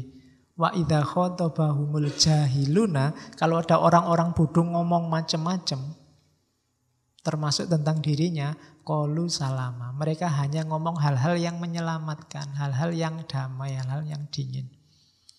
Kelemahan kita selama ini kalau ada orang ngomong jelek terus kita balas dendam ngomong jelek juga. Dia sudah mendahului ngomong jelek, aku ngomong jelek. Sana miso sini miso. Level kita akhirnya jatuh ke level mereka. Nah, padahal Quran nyuruhnya ndak, wa idza khatabahumul jahiluna qalu salama. Ini ayat sebelumnya kalau enggak 63 64 Al-Furqan. Oke, ya bahanmu kalau disuruh kultum. Pakai itu ya. Judulnya anti hoak. Terus sumbernya sifat buruk karena tadi yang utama tengah-tengah, maka yang buruk itu lebih atau kurang. Kemudian katanya Ibnu Miskaweh secara umum ya orang itu sumber keburukan itu yang pertama kemarahan, yang kedua takut mati, yang ketiga kesedihan. Hati-hati kalau kamu sedang marah, atau sedang takut, atau sedang sedih. Pokoknya off dulu kalau sedang mengalami 3 hal itu. Karena biasanya pikiranmu tidak jernih. Yang keluar hal-hal buruk, tidak terkontrol. Kalau di Ibnu Miskaweh, kemarahan itu bisa melahirkan ujub, sombong, merasa besar, iftikhor, bermegah-megahan. Cekcok mirok, menang sendiri lajat, muzah. Muzah itu ketawa-ketawa, gurau. Mak lampir itu kan kalau dia kan ketawa terus itu. Itu karena dia punya niat jahat, marah, ingin menyesatkan orang, terus dia mesti ketawa. Nah, hati-hati dengan orang yang ketawa terus. Ya ketawa ya sekali-sekali, neng ojo guyu terus. Mengeraskan hati kalau katanya Nabi. Muzah. Jadi biasanya orang marah juga begitu, menyepelekan orang. Jadinya muzah, menertawakan orang lain. Membohongi diri, tidak sadar berapa kapasitasnya, merasa dia besar luar biasa, berhak balas dendam. Istihza, mencemooh orang lain, menertawakan orang atau menindas orang lain. Dan jangan mudah takut, termasuk takut mati. Mati itu tidak perlu ditakuti.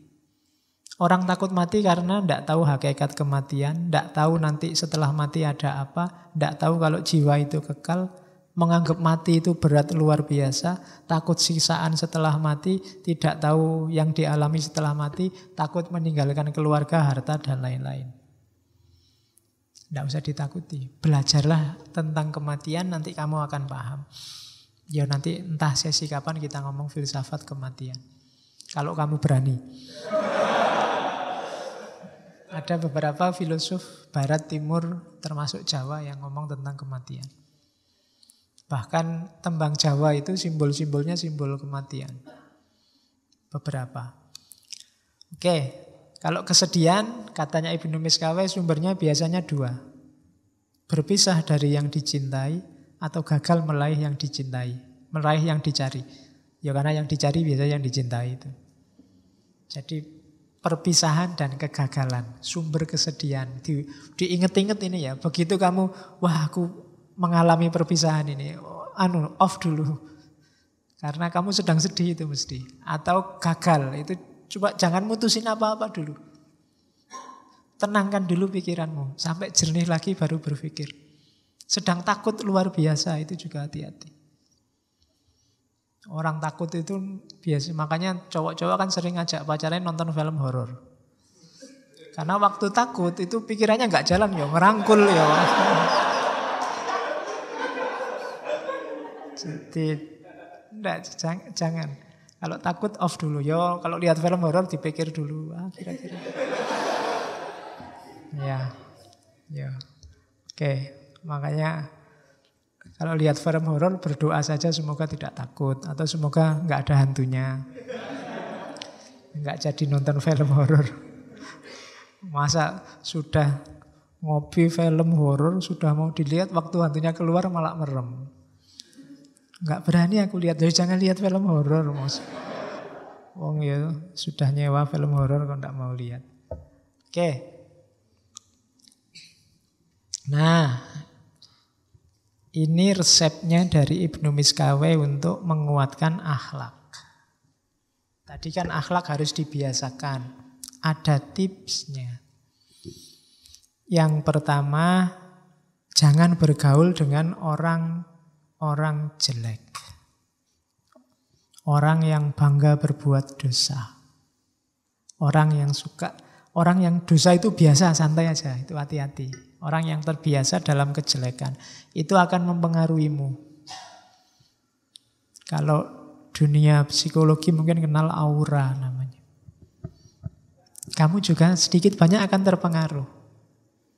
Hati-hati. Jadi friend tetap friend tapi tidak harus lekat. Tidak harus sangat akrab. Syukur-syukur bisa menjauh. Bilang aja kamu sedang tirakat atau apa-apa itu. Tidak apa-apa. Sementara, ya kayak para sufi itu loh. Sampai kamu bisa menaklukkan jiwamu. Sampai kalau ketemu dia bukan kamu terpengaruh dia tapi dia terpengaruh kamu. Tapi itu prosesnya agak panjang. Tapi yang jelas kalau merasa masih lemah jangan dekat-dekat. Orang yang menurut identifikasimu tidak bagus. Karena eman-eman pertumbuhan spiritualmu. Karena teman yang jelek itu juga akan memerosotkan pencapaianmu yang sudah tinggi secara tidak sadar. Maka hati-hati. Yang kedua, banyak-banyak melakukan aktivitas yang berhubungan dengan pengetahuan. Cari ilmu itu mengasah jiwa. Jadi membuat jiwa kita semakin cerdas. Jadi jangan ragu-ragu untuk ikut forum ilmu apapun. Jenisnya maupun kontennya. Karena majelis yang paling disukai Allah itu majelis ilmu. Jadi yang nomor 2, ikuti saja ada forum apapun. Ngaji apapun, apalagi yang ada makan dan snack gratis. Lumayan. Dapat ilmu juga dapat snack. Oke. Yang ketiga, kalau bisa, karena tadi di antara nyawanya kebijaksanaan itu, untuk ketemu kebijaksanaan atau ilmu, itu kan bau-bau filsafat. Kalau bisa, logikanya dilatih. Ada gunanya kamu pinter matematika, katanya Ibnu Miskaweh. Kenapa? Melatih logika. Makanya di situ ada geometri, aritmatika, musik, astronomi. Itu kan butuh matematika semua. Dulu di masjid ada pelatihan falak. Itu kan matematika. Boleh dihidupkan lagi. Kenapa? Selain melatih cara berpikir, itu melatih orang objektif, mencintai kebenaran. Itu matematika ya, meskipun kita agak trauma karena sering tidak lulus.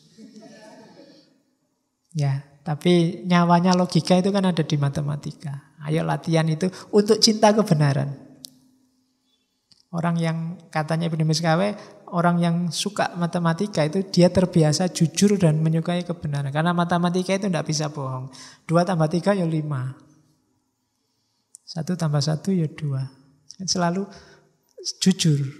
Ya kecuali rumusnya beda. Tapi ya rumus beda kan juga pasti, ilmu pasti. Melatih kejujuran. Yang ketiga, hidup tidak berlebihan. Kita sering menyebutnya hidup sederhana. Sederhana itu bukan berarti miskin loh. Hidup sederhana itu yang menggunakan segala yang kita miliki secukupnya, porsi dan proporsinya. Kalau minum butuhnya cuma setengah gelas, ya jangan dikasih 2 gelas. Nah, itu tidak proporsional namanya, tidak sederhana. Tiap kali kan cuma saya minum ini sebenarnya tidak apa-apa sih nanti kalau ada yang mau minum. Tapi kalau memang harus saya yang minum, ternyata enggak. Nah itu ya mungkin ini untuk penghormatan aja. Cuma contohnya itu. Jadi kalian jangan mengejar ketidaksederhanaan, kelebihan. Karena yang namanya kelebihan dalam hidup itu enggak ada batasnya. Saya pingin uang lebih Pak, itu enggak ada batasnya. Pingin uang banyak Pak, itu enggak ada batasnya. Sebut aja butuh berapa dan pas segitu. Latih hidupmu untuk pas, tidak lebih. Pas pengen beli mobil ya duitnya pas, pas pengen beli rumah ya duitnya pas itu. Nah, itu pas namanya. Oke, ya kalau sudah punya mobil ya enggak usah gonta-ganti mobil lagi. Edisi terbaru, sudah punya HP pengen ganti HP baru lagi karena edisi baru. Samsung sudah sampai 9. Sekarang Apple sudah 10, sudah X ya. Kalau kamu ngikuti itu, tidak ada batasnya. Kalau ada yang tanya, kok nggak beli S8, saya nunggu sampai S27 besok. Itu masih S8 belum ada apa-apanya. Kamu belum mutakhir, pokoknya besok S27 baru tak beli. Oke. Pokoknya tidak ada batasnya. Kamu kalau ngejar yang paling mutakhir ya 2 bulan lagi sudah nggak mutakhir lagi, itu sudah ada yang baru. Terus begitu. Kalau ngejar itu tidak ada habisnya. Sama kayak kamu nyari istri. Nyari yang cantik Pak, ini cantik loh. Enggak Pak, ada yang lebih cantik. Ya memang ada, tapi apa yang mau sama kamu? Oke. Jadi saonone lah, pas-pasan aja hidup itu. Nggak usah neko-neko. Terus latihan untuk tidak menggelorakan. Jadi tidak, orang itu marah itu manusiawi, tapi jangan digelorakan sendiri marah itu. Bisa enggak marah, tapi ini saya harus marah ini. Kalau enggak marah ya jangan enggak harus marah. Enggak apa-apa. Kan sering kamu dengar temanmu begitu. HP ini error karena temannya. Wah, HP ku kok error, harus marah ini saya. Ya kalau enggak marah ya janganlah. Ya, kalau memang enggak marah ya enggak harus dipaksa untuk marah kok kalau memang enggak marah. Mungkin kamu jane ya enggak harus marah, enggak apa-apa, wong duitku banyak beli lagi. Nafsu juga begitu. Menggelorakan nafsu itu mancing-mancing nafsu biar bangkit. Kayak kamu suka download film-film itu jangan dibiasakan. Kenapa? Itu jenis menggelorakan. Ya kan? Termasuk jalan-jalan di mall, nonton barang baru, makanan enak. Itu kan menggelorakan nafsu. Oh ya percuma kamu tidak kuat beli. Lah ya kan? Tiwas nafsunya menggelegak, terbayang-bayang sampai rumah. Aduh baju itu bagus sekali. Cuma kok ya 750.000. Ya, sedikit kamu gitu. Salahmu sendiri jalan-jalan terus di mall. Itu upaya minimalisir hal-hal yang bisa menggelorakan nafsumu. Latihlah jiwamu begitu. Terus kalau ada waktu, muhasabahlah, renungilah bagian-bagian tubuhmu tertentu. Tangan ini tak pakai apa aja ya seharian tadi. Kalau ada waktu gitu coba latih. Mulut ini sudah ngomong apa aja. Jari ini sudah ngomong apa aja. Kamu kan sekarang ngomongnya kadang pakai jari. Di laptop, di HP, ya kan? Ayo latihan itu.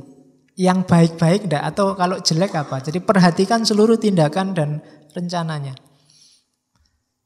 Kamu habis ngomong apa? Ya yang mulutku ini kok bisa ngomong kayak gitu tadi ya. Padahal ya malu loh ya kalau. Gitu loh. Jadi muhasabah. Anggota tubuhmu dihitung-hitung lagi. Terus selalu ready for fight untuk musuh-musuh jiwamu. Serakah, amarah, pingin menang sendiri, sombong dan macam-macam. Jadi latihan. Yang terakhir itu unik. Manfaatkan musuh-musuhmu. Introspeksi diri. Kadang-kadang kita agak susah berpikir diri sendiri. Katanya Ibnu Miskaweh, kadang-kadang musuh kita itu lebih berguna. Karena musuh kita mengungkap kelemahan, kejelekan kita. Kalau teman masih basa-basi. Tapi kalau musuh, manfaatkan keberadaan musuh. Kalau nggak punya musuh, cari yang musuh. Biar bisa menunjukkan, kamu itu musuh itu kan gitu. Kalau ngomong terang-terangan, jelek ya kamu diomong jelek. Nggak jelek dicari-cari kejelekanmu. Daripada kamu capek muhasabah, saya jeleknya di mana ya Pak? Tanya musuhmu aja, lebih cepat. Musuhmu lebih tahu di mana jelekmu. Loh, kamu harus terima kasih ke dia loh. Terima kasih, saya kalau mikir sendiri nggak ketemu kejelekanku.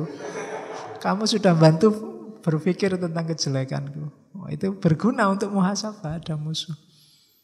Kalau kamu dimaki-maki orang misalnya ngomong nggak aturan, itu umat Islam kan nggak boleh mulutnya gitu. Oh iya ya, jangan-jangan aku begitu. Ini kan alhamdulillah dia menunjukkan.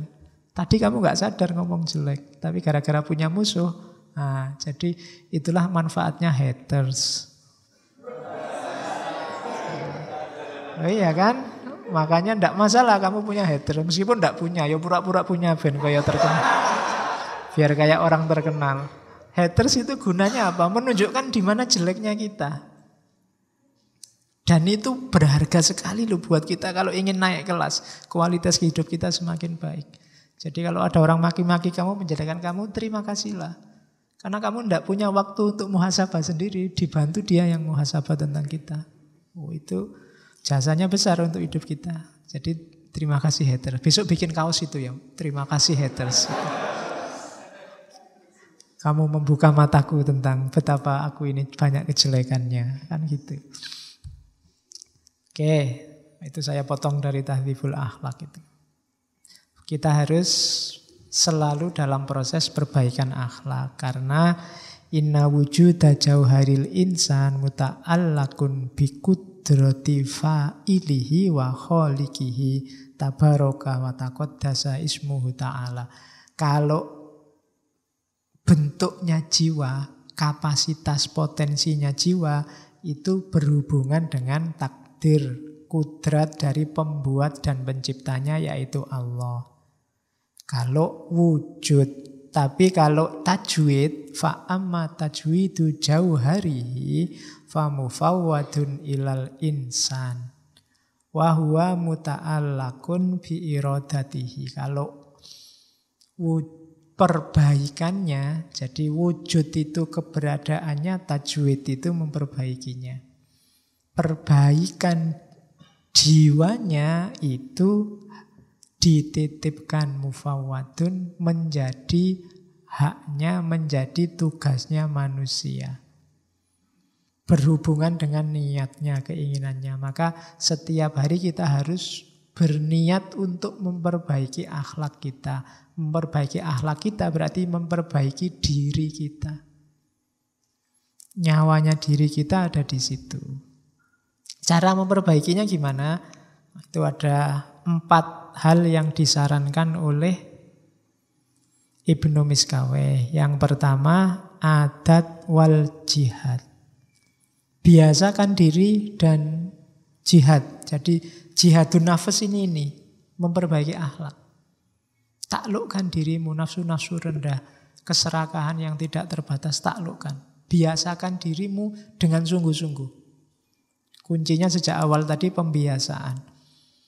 Kemudian ada yang lebih gampang lagi, tidak harus ngalami sendiri apa? Belajarlah dari pengalaman orang lain. Bacalah kisah-kisah orang soleh, belajarlah meniru mereka. Bacalah kisah-kisah orang-orang tercela, belajarlah tidak kayak mereka. Itu belajar dari kisah orang lain. Tidak usah ngalami sendiri. Tidak usah ngalami jeleknya maling, nggak usah harus kamu maling sendiri terus digupuli orang sekampung. Cukup kamu lihat pelajaran, itu loh nasibnya maling. Kan itu. Belajar dari pengalaman orang lain. Tidak harus nunggu mengalami bencana, cuma kita belajar dari bencana orang lain. Yang kedua, belajar dari orang lain. Yang ketiga, belajar dari diri sendiri. Namanya mawas diri, muhasabatun nafas. Yang keempat, pakai strategi oposisi. Jadi oposisi itu kamu muhasabah, temukan jelekmu. Kalau sudah ketemu jelekmu, hadirkan lawannya. Misalnya kamu ketemu, ternyata saya itu pelit, ada teman pinjem aja bilang tidak punya uang, padahal uangku masih banyak misalnya. Maka untuk ngatasi ini apa? Strateginya oposisi. Hadirkan kedermawananmu. Misalnya, wah kasihan teman tadi sudah pergi, tak kejar. Mas tadi tak tolak, atau sekarang tak utangi berapapun. Itu menghadirkan kedermawanan. Contohnya ngono. Jadi ternyata mulutku itu jelek, kalau ngomong suka misuh-misuh. Sekarang hadirkan kebalikannya, karena kamu sama-sama bisa. Ngomong lembut bisa, ngomong kasar bisa. Sekarang hadirkan yang lembut-lembut. Jadi itu namanya strategi oposisi. Pak, tapi kalau enggak dari jiwa kita kan berat. Loh, makanya tadi dibiasakan. Ya memang awalnya kaku. Temenmu mungkin ketawa, alah kamu biasanya cangkeme kaya... Iya, sekarang pakai ngomong soleh-soleh apa misalnya. Lo ndak apa-apa. Nanti lama-lama dibiasakan juga akan jadi ke sana. Jadi hadirkan oposisinya dan biasakan. Akan membentuk jiwamu. Jadi jiwamu itu bukan barang jadi, harus dibentuk. Terus, tadi kan perbaikan akhlak, materinya apa kemudian? Banyak. Tadi kan bolak-balik disuruh cinta ilmu. Syaratnya untuk idealnya moral itu manusia yang cinta ilmu pengetahuan. Nah, diurut ya katanya Ibnu Miskawe. Yang pertama misalnya dari anak kecil tadi, harus dididik hal-hal yang wajib bagi kebutuhan tubuh. Ini unik kalau di Ibnu Miskawe untuk kebutuhan tubuh itu contohnya sholat, puasa, sa'i. Karena memang 3 ibadah ini punya implikasi langsung bagi kesehatan jasmani. Kalau sa'i jelas. Sa'i itu mungkin bahasa olahraganya jogging. Ya kan? Puasa bahasa kesehatannya diet. Sholat, ya nyuwun sewu, mungkin bahasa kasarnya kaya senam, yoga. Loh itu kan, mungkin Ibnu Miskawe lihat itunya. Bahwa ada loh hal-hal yang dibutuhkan oleh tubuh. Dia ngasih contoh itu. Padahal itu ibadah lagi sehat. Cuma ya ibadah yang mantap, gak kayak, mungkin sholat kita mungkin agak minimal. Sholat kita kan cepet. Kita kan jenisnya the flash, cepet sus gitu. Semakin pinter kita, semakin cepet kekuatan sholatnya. Ya. Jadi sholat, puasa itu kan kayak menahan diri. Itu kan orang nyari kesehatan biasanya puasa. Atau sa'i itu. Ya itu contoh. Yang lain juga banyak. Yang penting belajar semua ilmu yang berhubungan untuk pemenuhan kebutuhan jasmania. Yang kedua, baru belajar semua ilmu untuk pemenuhan kebutuhan jiwa. Agama, akidah yang benar, motivasi untuk cinta ilmu. Ya semua ilmu yang dibutuhkan oleh jiwa kita harus dipelajari, dibutuhkan oleh jasmani kita dipelajari. Juga jangan lupa hal-hal yang kita butuhkan dalam rangka interaksi sesama manusia. Jadi utamakan 3 ilmu ini. Ya sebenarnya sudah semua ilmu ada di situ. Ilmu-ilmu eksakta itu mungkin banyak di hal yang wajib diketahui oleh tubuh. Ilmu-ilmu humaniora ada hal-hal yang wajib diketahui oleh jiwa. Ilmu-ilmu sosial ada hal-hal yang wajib dalam hubungan sesama manusia. Berarti sebenarnya Ibnu Miskawih mau ngomong, yo belajarlah semua ilmu. Jangan terkecualikan, semua ilmu penting. Kayak ngaji ini jenisnya humaniora sebenarnya, maka itu kebutuhan untuk jiwa. Yo jangan ngaji dok, kamu juga harus ngerti kebutuhan untuk tubuhmu. Ada ilmunya sendiri, yang wajib sesama manusia juga ada ilmunya sendiri. Oke. Ini terakhir. Nah, ini sekarang terakhir ngasih tips mungkin untuk kita, untuk menemukan hikmah. Pokok-pokok akhlak bagi pencari hikmah, menurut Ibnu Miskawih. Sekarang dicek jiwa kita, ada kualifikasi ini enggak? Kalau ada, kita sudah filosof. Ya, karena kita sudah punya hikmah. Yang pertama, coba dicek apakah jiwamu lebih suka yang hak daripada yang batil, lebih suka kebenaran daripada kebohongan, lebih suka yang baik daripada yang buruk.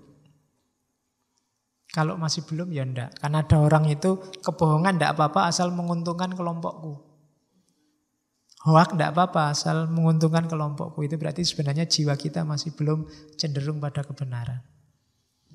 Yang kita pentingkan kepentingan kita atau kepentingan kelompok kita. Yang kedua, selalu berusaha mengendalikan diri.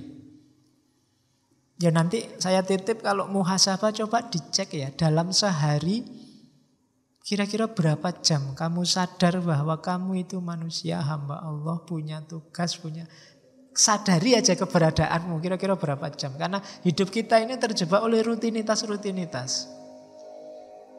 Jadi kita lebih sering kayak mesin jalan aja begitu saja. Hari Senin kuliah jam pertama melaku kuliah tanpa jiwamu sendiri sering tidak hadir. Jangankan waktu wong sholat aja kadang juga jiwamu tidak hadir. Itu berarti apa? Kesadaran dirimu tidak muncul, apalagi pengendalian diri. Kalau kamu sadar tentang dirimu, itu baru kamu bisa mengendalikan dirimu. Yang nomor 2, kita berusaha mengendalikan diri. Syarat pertama berarti ya sadari diri dulu.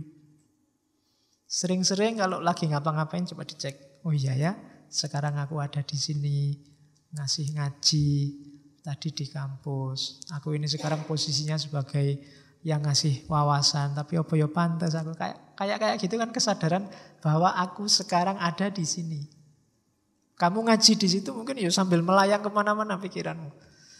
Tapi coba hadirkan dirimu. Menghadirkan diri sendiri itu tidak gampang juga. Tiap hari harus latihan. Nikmati hidupmu. Hidupmu itu tidak panjang.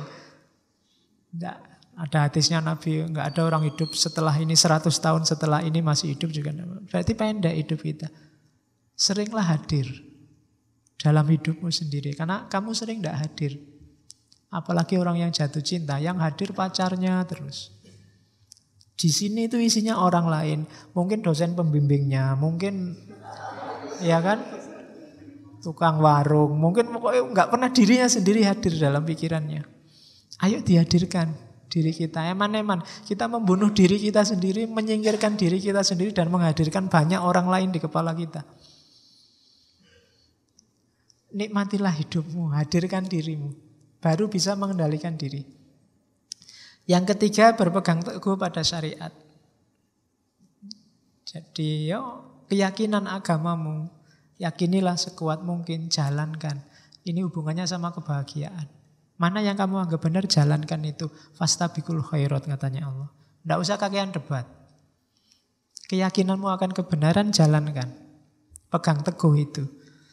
Terus menepati janji. Terus jangan mudah percaya pada orang lain. Karena sering orang terus jadi menyesal karena percayanya pada orang lain. Karena manusia itu berubah. Mungkin bukan salah orang yang kamu percaya, tapi salah dirimu sendiri terlalu percaya. Itu sumber. Pencari hikmah itu selalu kritis, teliti. Suka pada keindahan. Sebenarnya ini otomatis alami. Orang waras pasti suka yang indah-indah. Ya, kecuali kamu agak aneh. Tapi secara normal orang meskipun definisi keindahan itu relatif, tapi orang pasti lebih suka yang indah. Meskipun indahnya subjektif. Tapi senangilah keindahan. Kemudian latihan menyetabilkan jiwa apapun yang terjadi. tidak gampang terpengaruh.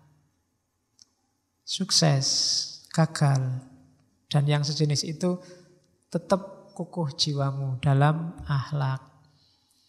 Terus latihan tidak mudah mengungkapkan sesuatu sebelum dipikir. Sebelum tahu kebenarannya yang sejati, jangan ngomong apapun, jangan menyebarkan apapun. Hari ini kan sering begitu. Pastikan dulu bahwa yang kamu sebarkan itu, yang kamu omongkan itu memang benar sesuai keyakinanmu. Bahwa ya kita bisa salah, tapi latihlah dirimu untuk tidak mengungkapkan sesuatu yang kamu sendiri juga tidak yakin benar. Atau kamu sudah tahu bahwa itu tidak benar. Biasanya karena alasan kepentingan-kepentingan sesaat. Berani dalam kebenaran itu pasti. Orang boleh penakut, pengecut dalam kejelekan. Takut Pak saya bohong itu bagus. Saya pengecut Pak kalau disuruh pacaran itu Pak misalnya. Tidak apa-apa. Tapi kalau dalam kebenaran harus berani.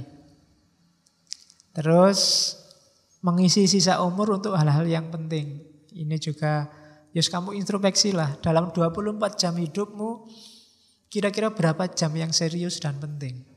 Berapa jam yang iseng? Berapa jam yang tidak ada gunanya sama sekali? Bisa dimulai dari hal paling kecil, HP-mu coba. Postinganmu hari ini, atau yang dikirim temanmu hari ini, coba dibaca. Berapa hal yang gawat darurat? Berapa hal yang penting luar biasa? Berapa hal yang kamu tidak baca juga tidak masalah? Berapa hal yang mending dia tidak usah ngirim daripada kamu nambah sumpek? Berapa hal yang... Loh, itu klasifikasi latihan. Biar hidupmu lebih bernilai. Karena semakin orang melakukan hal yang tidak penting, semakin hidupnya tidak bernilai. Oke, terus melaksanakan yang seharusnya. Tanpa ketakutan mati, takut miskin, takut masa depan, dan seterusnya. Tidak usah menanggapi kata-kata orang jahat dan dengki. Waktumu habis. Karena orang dengki itu, kamu jawab kayak apapun, dia akan nyari jelekmu. Tidak usah dijawab, kamu ambil pelajaran aja kayak tadi. Alhamdulillah, terima kasih kamu membuka jelekku, biar aja. Tidak usah dibalas. Kalau dibalas levelmu sama kayak dia. Terus selalu menjaga, itu bukan menjadi, selalu menjaga stabilitas kondisimu, kaya, miskin, terhormat, terhina, tidak masalah. Saya sudah berakhlak baik loh Pak, kok masih tidak dihormati sama orang lain, masih suka dihina sama orang lain, tidak masalah, tidak ada hubungannya. Terus ingat sakit ketika sehat, ingat sedih ketika senang, ingat tulus ketika marah. Jadi ketika sehat, ingatlah sakit, maka kita hati-hati. Ketika senang, ingatlah sedih. Kita tidak berlebihan. Dan ingatlah tulus ketika marah. Orang marah itu berarti ada sesuatu yang dia inginkan tidak terwujud. Orang yang begini biasanya tidak tulus. Ada pamrihnya. Maka ingatlah ketulusan. Oh ya, saya kan harus tulus. Apapun orang tulus itu, apapun hasilnya nggak masalah. Dia tidak akan mengungkit, tidak akan menggugat. Dan yang terakhir, kuat keinginan dan optimis sepenuhnya kepada Allah, percaya. Jadi tidak usah bergantung pada apapun, percayalah sepenuhnya pada Allah. Tidak usah nunggu balasan yang baik dari orang lain, tidak usah nunggu dibaiki orang lain, tidak usah nunggu orang lain berbuat baik padamu. Kamu saja berbuat baik dan percayalah kalau Allah nyuruh itu, nyuruh pada kebaikan, pasti hasilnya juga baik. Yakin pada Allah saja. Nah, itu pokok-pokok pencari hikmah. Sudah selesai. Itu quote dari Ibnu Miskaweh, sebenarnya miliknya Plato. Meskipun Plato tidak pakai bahasa Arab. Ya, mut bil irodat tahya bitobiat. Matikan keinginanmu, maka kamu akan hidup secara alami sesuai kehendaknya Allah. Terlalu banyak keinginan, itu maunya Ibnu Miskaweh, mengeruhkan jiwamu.